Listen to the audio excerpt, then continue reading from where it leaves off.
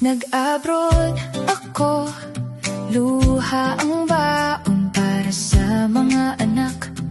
Pangarap ang tugon, iniwan at binalikan ng taong minahal. Pero bumangon pa rin, hindi nagpatalo kailanman.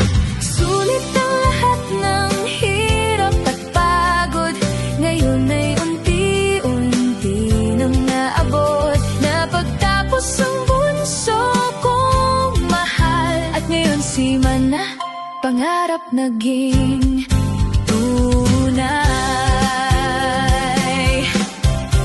Sa bawat luha may aral na dala, pamilya ang dahilan kaya lumaban pa. Hindi man naging madali ang daan, ngayon ay saya na ang kapalit ng nakaraan. Sa lahat ng OFW na patuloy lumalaban, darating din ang araw ng tagumpay at kasiyahan. Ang sakit ay lilipas, pangarap ay maaabot, basta't may tiyaga, lahat ay magiging sulit.